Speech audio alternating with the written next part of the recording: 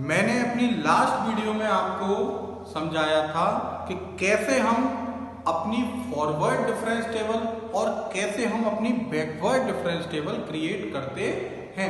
अभी उन्हीं difference table की सहायता से हम अपने कैसे क्वेश्चनों को सॉल्व करेंगे, हम उन पर बात करते हैं।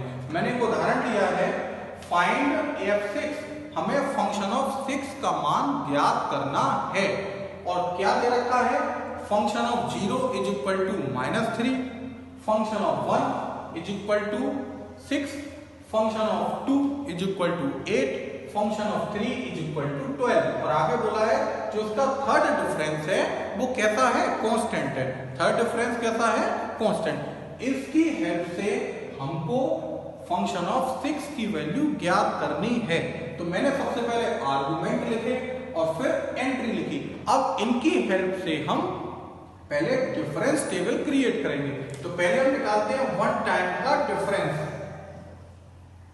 क्या निकालते हैं, वन टाइम का डिफरेंस। वन टाइम का डिफरेंस कैसे निकालते थे, सब्ट्रैक्ट कर सेकंड वैल्यू में से फर्स्ट वैल्यू को घटाएंगे तो 6 में से -3 को सब्ट्रैक्ट करेंगे तो आपके पास आएगा 9। फिर थर्ड वैल्यू में से सेकंड वैल्यू को घटाएंगे, 8 में से 6 घटाने पर आपके पास आएगा 2।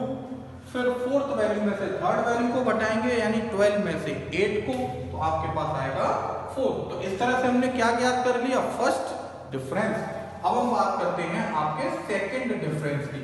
किसकी, सेकंड डिफरेंस की। सेकंड डिफरेंस किस तरीके से निकालेंगे, वही सेकंड वैल्यू में से फर्स्ट वैल्यू को घटाएं तो 2 में से 9 को सब्ट्रैक्ट करेंगे तो आपके पास आएगा -7। फिर आगे 4 में से 2 को सब्ट्रैक्ट करें तो आपके पास आएगा 2। तो इस तरह से हमने क्या ज्ञात कर लिया, 2 टाइम का डिफरेंस। फिर हम बात करते हैं 3 टाइम के डिफरेंस की। तो 3 टाइम का डिफरेंस निकालेंगे तो कितना, 2 में से -7 को घटाएंगे तो कितना आ जाएगा, 9।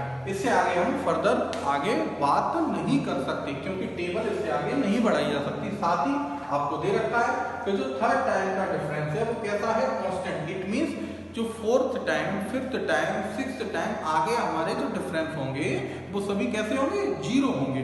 अभी इन्हीं कंडीशंस, इसी टेबल का यूज करते हुए हम अब f6 फाइंड करते हैं। तो कैसे, हम f फंक्शन ऑफ 6 है तो कैसे लिख सकते हैं, हम इस फंक्शन ऑफ 6 को 0 + 6 × 1 करते हुए लिख सकते हैं। मैथमेटिकली देखें, सबसे पहले देखिए क्या यह बैलेंस है। हाँ, यह बैलेंस है क्योंकि 6 × 1 6, 6 + 0 6। तो मैथमेटिकल तो अपना ठीक लिखा है। अब बात आई हमने कैसे लिखा है, तो उस पर बात करते हैं। सबसे पहले आप ये देखिए जो आर्गुमेंट दिए हैं, जो x दिए हैं, वो इनिशियल आर्गुमेंट क्या है, यानी स्टार्टिंग पॉइंट क्या है x का, स्टार्टिंग पॉइंट है 0। तो हमने इसलिए इनिशियल वैल्यू को 0 लिख दिया है यहाँ। प्लस यहाँ डिफरेंस कितने कितने का चल रहा है आर्गुमेंट में, 1 1 का, तो 6 को × 1 करते हुए हमने लिख दिया है। यानी 6 में जो ऐड किया है 0, 0 कहां से लाए हम, आर्गुमेंट की इनिशियल वैल्यू, और × में 1 कहां से लिखा, ये जो डिफरेंस चल रहा है। अब हम आगे चलें, इसको हम लिख के दिखा सकते हैं e⁻6 और फंक्शन ऑफ 0। क्या लिख सकते हैं, e⁻6 फंक्शन ऑफ 0।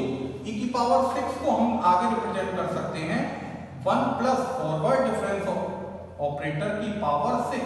क्यों, आपको जब मैंने प्रॉपर्टियों को प्रूफ करना बताया था, रिलेशन बताया था ऑपरेटर्स में, तो बताया था e = 1 + फॉरवर्ड डिफरेंस ऑपरेटर। तो हमने यहाँ क्या किया, e को रिप्लेस कर दिया और e के प्लेस पर क्या लिख दिया, 1 + फॉरवर्ड डिफरेंस ऑपरेटर।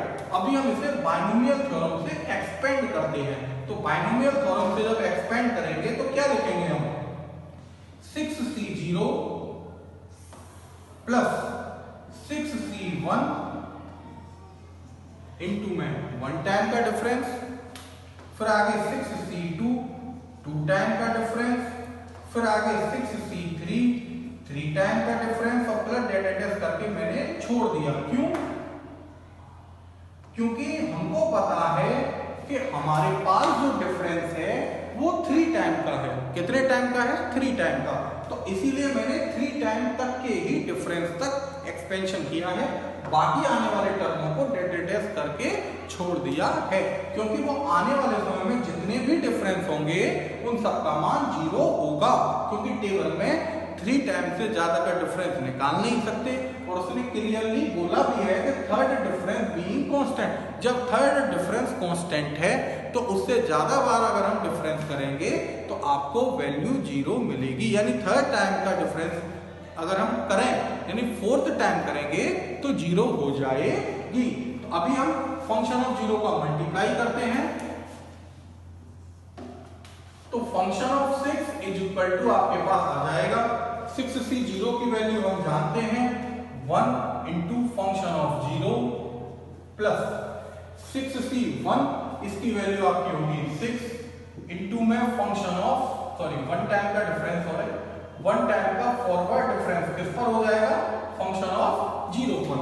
फिर 6c2 की बात करें तो 62 की वैल्यू कितनी है आपकी, 62 की वैल्यू है 15 और 2 टाइम का डिफरेंस किस पर, फंक्शन ऑफ 0 पर। आगे बात करें किसकी, 6c3 की, तो इसकी जो वैल्यू होगी वो कितनी होगी 20 और 3 टाइम का डिफरेंस किस पर, फंक्शन ऑफ 0 पर। प्लस डैश करके आगे हम छोड़ देते हैं। अभी हम इन सब की वैल्यू जानते हैं, सबकी वैल्यू हमें टेबल में पता है, टेबल में से वैल्यू पहले ढूंढते हैं। तो कैसे निकालेंगे, मैंने आपको समझाई थी जब टेबल बनाना बताया था तो ये बताया था कि यहाँ जो पहली वैल्यू लिखी है आर्गुमेंट की, यानी यहाँ कितनी है 0, तो x बराबर 0 जो है उसकी अगर हम एंट्री बात करेंगे तो कितनी होगी एंट्री x बराबर 0 पर, -3। x बराबर 0 पर अगर हम one time forward difference operator निकालें तो 0 क्योंकि पहली पोजीशन पर है तो पहली जो वैल्यू होंगी वो x इक्वल टू 0 को रिप्रेजेंट करेंगी। यहाँ जो टेबल के अंदर जो पहली वैल्यू लिखी है वो सभी पहली वैल्यू x इक्वल टू 0 पर रिप्रेजेंटेशन होगा, यानी यह जो पहली वैल्यू है वो फंक्शन ऑफ x पर रिप्रेजेंट होगी, तब जब x इक्वल टू 0 है। इसी तरह से यहाँ जो पहली वैल्यू लिखी है वो क्या होगा, फर्स्ट टाइम का फॉरवर्ड डिफरेंस ऑपरेटर किसका, फंक्शन ऑफ x का, किस पॉइंट पर, x इक्वल टू 0 पर, यानी फंक्शन ऑफ 0 का वन टाइम का फॉरवर्ड डिफरेंस। ये जो पहली वैल्यू है ये किसको रिप्रेजेंट करेगी, 2 टाइम का फॉरवर्ड डिफरेंस ऑपरेटर किस पर, फंक्शन ऑफ 0 पर, और यहाँ वैल्यू 3 टाइम का फॉरवर्ड डिफरेंस ऑपरेटर किस पर, x इक्वल टू 0 पर। तो अभी हमें सबकी वैल्यू पता है, यहाँ रखते हैं, यानी फंक्शन ऑफ 0 का मान कितना है, फंक्शन ऑफ 0 का मान 3, तो हमने यहाँ लिखा 3 प्लस 6 इंटू में कितना, वन टाइम का फॉरवर्ड डिफरेंस किस पर, फंक्शन ऑफ 0 पर, कितना है वन टाइम का फॉरवर्ड डिफरेंस 9, तो 6 इंटू 9 लिखा, प्लस 15, फिर 2 टाइम का डिफरेंस है तो 2 टाइम का डिफरेंस कितना है -7 इंटू में -7 लिखा, प्लस 20 और 20 के इंटू में क्या आएगा 3 टाइम का डिफरेंस जो कि कितना है 9 लिखा। सिंपल कैलकुलेशन है, हम सिंपल कैलकुलेशन करके लिखते हैं, यानी कितना -3 प्लस 54 -105 प्लस 180, 54 में से 3 को सब्ट्रैक्ट करेंगे तो आपके पास 51 आ जाएगा, 180 में से 105 को सब्ट्रैक्ट करेंगे तो आपके पास 75 आ जाएगा, और इन दोनों को ऐड करेंगे तो आपके पास 126 आ जाता है। तो इस तरह से हमने देखा तो फंक्शन ऑफ 6 की जो वैल्यू होगी वो कितनी निकलने वाली है, 126 आएगी। तो इस तरह से हमने क्या ज्ञात कर लिया, हमने अपना फंक्शन ऑफ 6 का मान ज्ञात कर लिया। किसकी हेल्प से, ये जो हमें आर्गुमेंट और एंट्री दे रखी थी इनकी हेल्प से हमने अपना फंक्शन ऑफ 6 का मान ज्ञात कर लिया है। अभी मैं आपको एक क्वेश्चन और बताता हूं, उसके माध्यम से और थोड़ा सा समझने का प्रयास करते हैं। जैसे मैंने क्वेश्चन लिखा, हमें गिवन दिया है, क्या दिया है, u0 is equal to 3, u1 is equal to 12, u2 is equal to 81, u3 is equal to 200, u4 is equal to 100 और u5 इज इक्वल टू 8। हमें u0 का मान दे रखा है 3, u1 का मान दे रखा है 12, हमें u2 का मान दे रखा है 81, u3 का मान 200, u4 का मान 100 और u5 का मान 8। और हमसे बोला है हमें फाइंड करना है, क्या फाइंड करना है, हमें 5 टाइम का डिफरेंस फाइंड करना है। क्या फाइंड करना है, 5 टाइम का डिफरेंस, फॉरवर्ड डिफरेंस किसका, u0 का। तो कैसे निकालने वाले हैं हम, उसकी बात करते हैं। किसकी वैल्यू फाइंड करनी है, 5 टाइम का डिफरेंस किसका, u0 का। तो कैसे, हम यहां पर इस फॉरवर्ड डिफरेंस ऑपरेटर को हटाते हैं। कैसे, आपको भी मैंने जो पिछला सवाल किया था उसमें समझाया था, E is equivalent to 1 plus कितना, फॉरवर्ड डिफरेंस ऑपरेटर। तो यहां से अगर मैं फॉरवर्ड डिफरेंस ऑपरेटर की वैल्यू निकालूं तो कितनी आएगी आपकी, फॉरवर्ड डिफरेंस ऑपरेटर को हटाकर आप लिख सकते हैं E-1। क्या लिख सकते हैं, E-1। तो E-1 लिखा और साथ में क्या, पावर 5 थी तो पावर 5 लिखी और इनटू में u0 था तो u0 लिखा। अभी मैं इसको बायनोमियल थ्योरम से एक्सपेंड करता हूं। तो बायनोमियल थ्योरम से क्या होगा आपका, 5c0 e की पावर 5 माइनस क्या आएगा, 5c0 e की पावर 5 फिर माइनस क्यों, क्योंकि यहां माइनस चल रहा है तो ऑल्टरनेटिव चलेगा जब बायनोमियल थ्योरम से एक्सपेंशन करेंगे। कितना, 5c1 e की पावर 4 इनटू में 1 है तो 1 को नहीं लिखते हम, फिर प्लस 5c2 e की पावर 3 फिर minus 5c3 e square plus 5c4 e और आगे माइनस 5c5। इस तरह से मैंने क्या कर दिया, एक्सपेंशन कर दिया। किसकी हेल्प से, बायनोमियल थ्योरम की। बायनोमियल थ्योरम का यूज करते हुए हमने e-1 की पावर 5 का एक्सपेंशन कर दिया है। अभी मैं u0 का अंदर क्या करता हूं, मल्टीप्लाई करते हुए लिखता हूं।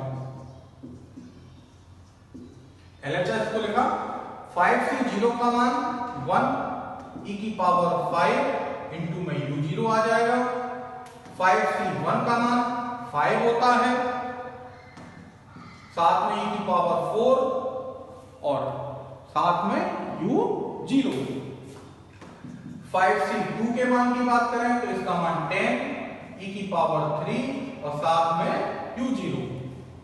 5c3 का मान भी 10 e स्क्वायर और u0।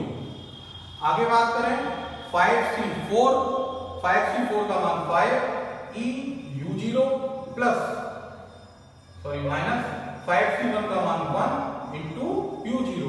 तो इस तरह से मैंने ये जो 5c0, 5c1, 5c2, 5c3, 5c4, 5c5 के मान लगाए, साथ में ब्रैकेट के बाहर u0 था उसको इंटू करते हुए लिखा। अभी अगली लाइन में हमने क्या किया, e की पावर 5, u0 का मतलब क्या है, u0 पर हमें 5 टाइम शिफ्ट ऑपरेटर लगाना है। तो हम जब 5 टाइम लगाएंगे तो आप जानते हैं क्या फंक्शन होता था, अगर हम e की power n function of x करते थे तो हमें मिलता था function of x plus nh। n क्या था, उसकी पावर, तो यहां पावर कितनी, 5, तो क्या आएगा, 0 है तो 0 प्लस 5 इंटू h। h मतलब कितने का डिफरेंस, तो यहाँ स्पष्ट है u0, u1, u2, u3, u4, u5 यानी 1 1 का डिफरेंस चल रहा है। तो हम h की जगह 1 लेके चलेंगे। तो हम इसे क्या लिख सकते हैं, e की पावर 5 u0 को u5 लिख सकते हैं। क्यों, क्योंकि 0 प्लस 5 इंटू 1, 0 प्लस 5 इंटू 1। याद करिए ये फॉर्मूला आपको पढ़ाया है, क्या पढ़ाया है, e की power n function of x। इसे लिख के दिखा सकता हूं function of x plus nh। क्या लिख के दिखा सकता हूं, function of x plus nh। x का मतलब इसमें 0 है, h का मतलब 1 है, n का मतलब यहाँ 5 है, तो यहाँ हमारी वैल्यू आ जाएगी u5। आगे बात करें -5, यहां अप्लाई करेंगे तो यहाँ पावर में 4 है, इट मींस u4 आ जाएगा। आगे चलें तो 10, 3 पावर है तो u3 आ जाएगा, फिर आगे 2 पावर है तो u2 आ जाएगा, और आगे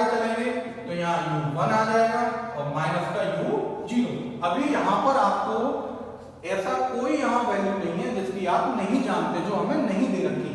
हम सबकी वैल्यू लगाते हैं। u5 का मान कितना दिया है? u5 का मान 8, 5 इंटू u4,